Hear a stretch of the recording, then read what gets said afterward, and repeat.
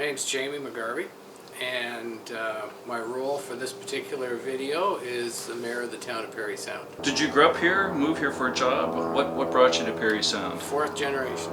I was born here, raised here. And how long have you been in the mayor of Parry Sound? 12 years. And why did you decide to run? Well, that happened actually a very long time ago, about 37 years ago, and in a municipality called Christie Township, which is part of Seagoon now. And why did I decide to run? Because I believed that the municipality could do better for the people that were living in that municipality, and I still believe that today. And I think that's what keeps me current and keeps things fresh and going, because I believe that we can do better for our people. So how has Parry Sound changed over the years? Well, the most refreshing thing, right, is that we've been able to change the sign from 6,500 to 7,000 on the highway, and that's what MTO will allow. We know the population's a little bit more than that, but that's where they allow us to be at. So when I grew up here, predominantly the neighborhood that I grew up in, mind you, there were fewer houses, okay, so the population back in the 60s was, around 6,500. Predominantly families lived in the homes, so most of the homes, probably an average, you'd look at about 5 people per home.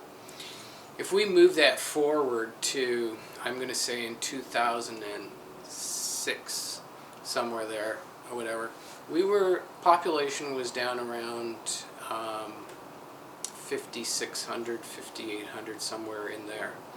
So if you went back to that same neighborhood and you looked at the number of people that were living in houses, there were more houses, okay, but the average was probably about 1.5 people living per home. And there was a lot of single people living in those homes. Big homes, good homes that would house a family. So, one of the things we began to take a look at was, condominiums. And condominiums, people would say, why would you want to build a condominium? And I would say, because I said goodbye to too many people that contributed to this community, volunteered, helped build it, but they wanted that type of living, and they went somewhere where they could get it. We started to see then a demographic change once condominiums were built, because a lot of those people sold their homes, moved into a condominium where they were more comfortable. They didn't have the yard work and everything else to look after. But then families were able to move into those homes. So we saw the population 2010, roughly, after 2010, we started to see the population climbing. And it just kept going.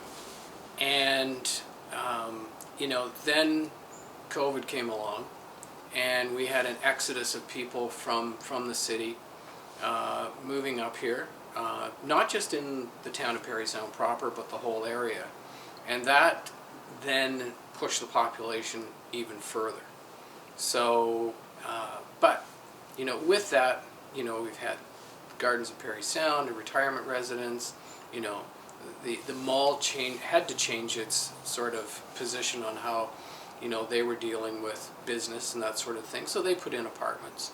So you started to end up condominiums, apartments, retirement residences, and some more single-family homes being built, that sort of thing, in areas, because we were able to put sewer and water into certain areas, so the lots didn't need to be as big as what they were. So people, divided their lot in half, sold the other half, and all of a sudden you've got, a growing population. So how has it changed? It's changed population-wise, for sure. Business-wise, it's changed as well, with some industry and the box store effect on people being able to shop in a large box store environment. Yeah, so there was a number of changes that certainly happened to increase the population, brand new hospital, certainly attracted people to the area as well because they knew they had healthcare, new technology, and a new building. So it's all progress. So prior to COVID, what was your greatest challenge as mayor? I think the greatest challenge was trying to change the sort of demographic or dynamic of the community so that people had a place to live, and that and jobs. When you looked at the job selection, yes, there was jobs. Trying to find work for people, and we kept working away at that all the time. Housing, jobs. There wasn't the same panic as there is now, but it was those were some of the challenges. And infrastructure, trying to upgrade the infrastructure because there's infrastructure in this town that's still 100 years old, and you can't develop unless you have good infrastructure. So when you first heard about COVID, what were your initial thoughts? Initially, when I look back at it, my wife and I in 2019 went to Cuba for Christmas and New Year's, and we came back, and all of a sudden there's talk about this new virus that's out there, and it was, where was it coming from? How is it being spread? Initial thought was, well, I hope they get it under control and it's able to be, identified, and maybe we have a vaccine. That's where we were when you first heard about it, If you move forward to that, and then you begin to hear about how it's spreading, right? And the medical communities, I'm going to say, running frantic at times because people are getting sick. People are dying, right? And you can see where it's beginning to play heavily on the senior population. When we first heard about it, how it was going to be dealt with. And that's where the challenge was, because we had SARS, a number of years before that, but this seemed to be a lot different, a little more severe, and again, it was affecting the senior population very heavily. So, we had to understand it, and I think then moving forward, okay, because I remember I was in Toronto, and I was down there for meetings, and all of a sudden we were told, there's going to be some announcements. Everybody wrapped up their meetings that they had, and there was going to be some announcements, and we better be prepared for whatever was going to be coming. And, I think some of the medical community that was understanding this a lot and had the information, we're going to begin to disseminate that information to public health units, hospitals, doctors, nurses, whoever's in the healthcare profession, as to how, this was going to affect and the things we were going to have to do to roll with it. I remember the first thing was I wanted to know a lot more about it, and I wanted to make sure that the community understood, the ramifications of what this virus was about.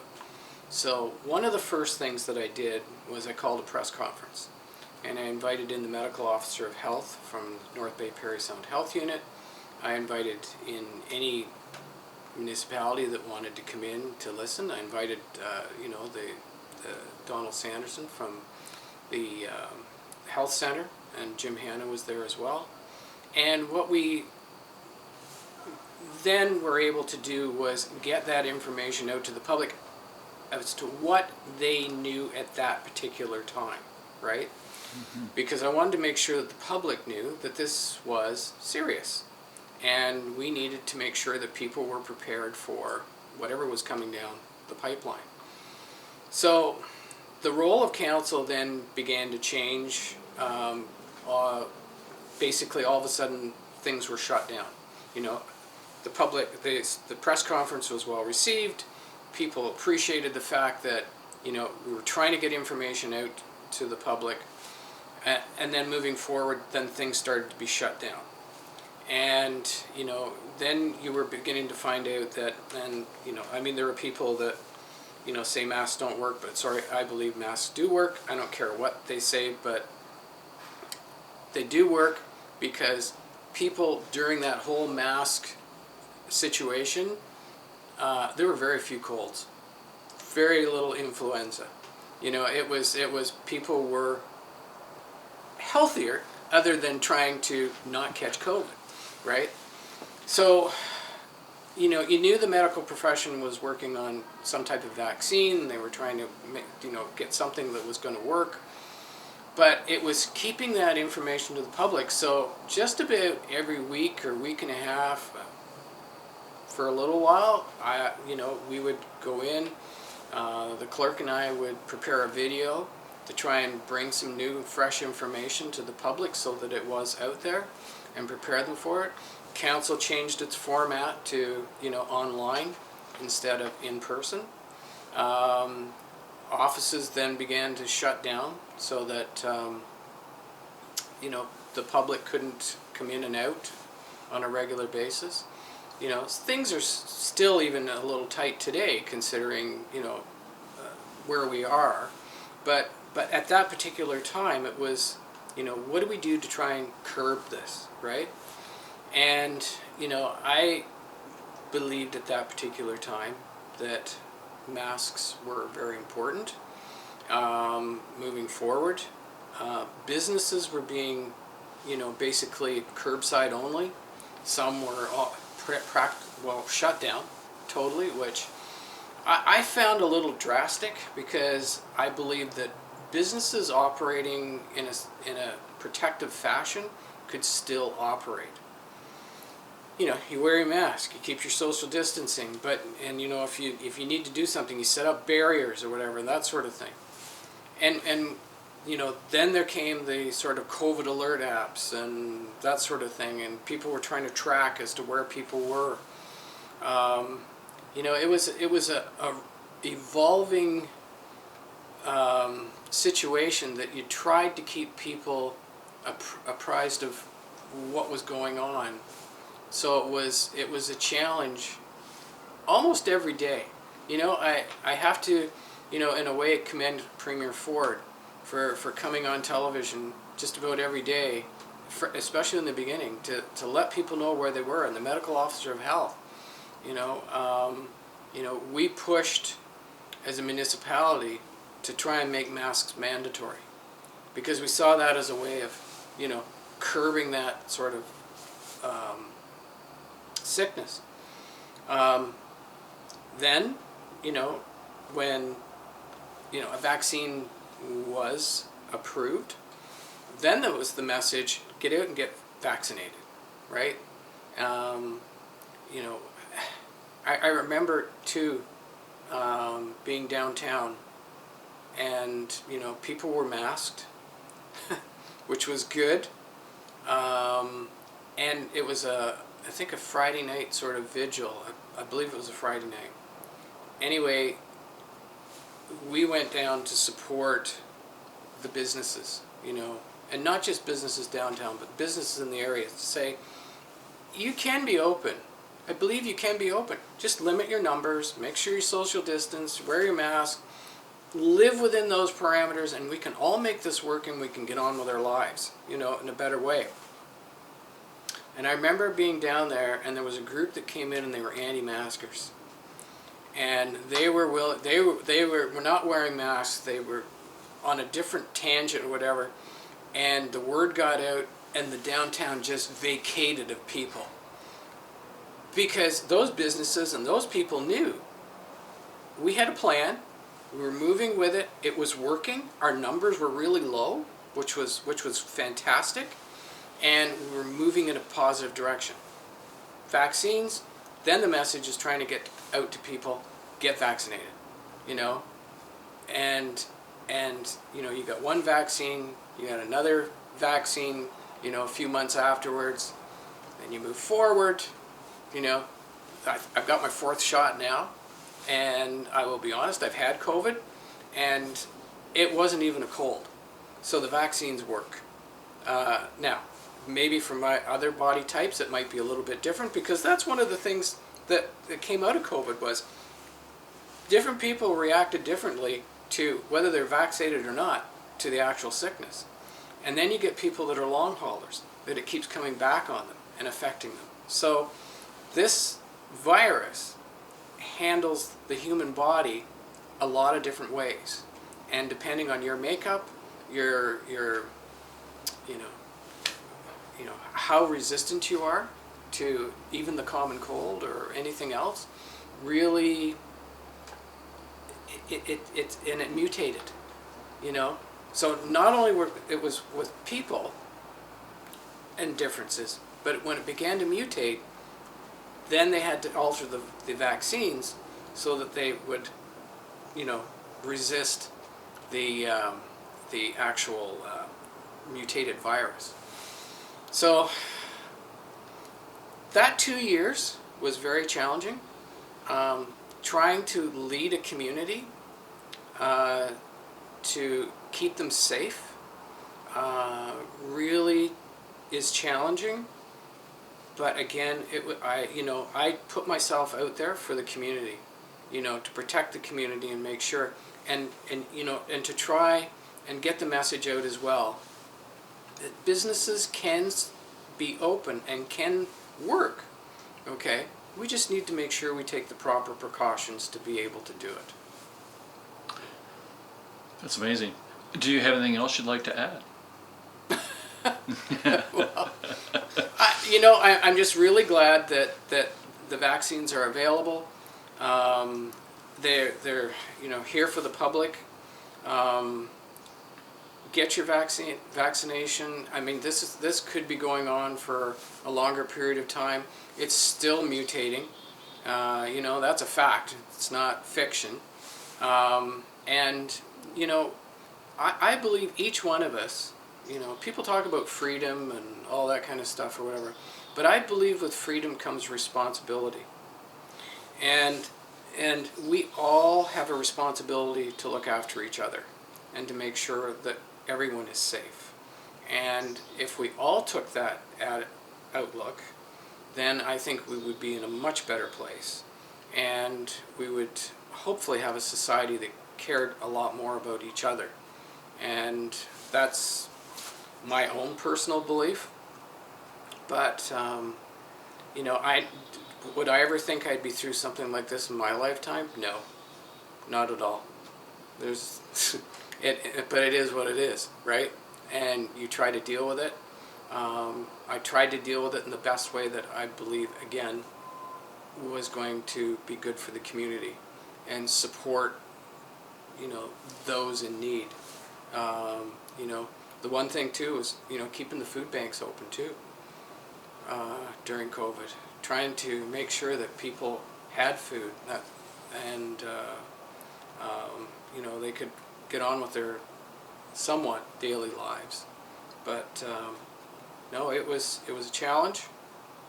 I think, you know,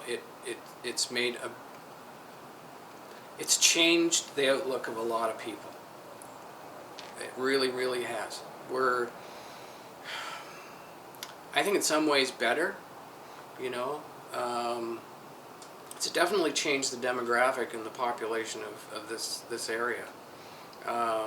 And, you know, we just need to make sure that we learn from this lesson, move forward, and if something happens again, we're better equipped for it. Well, thank you very much.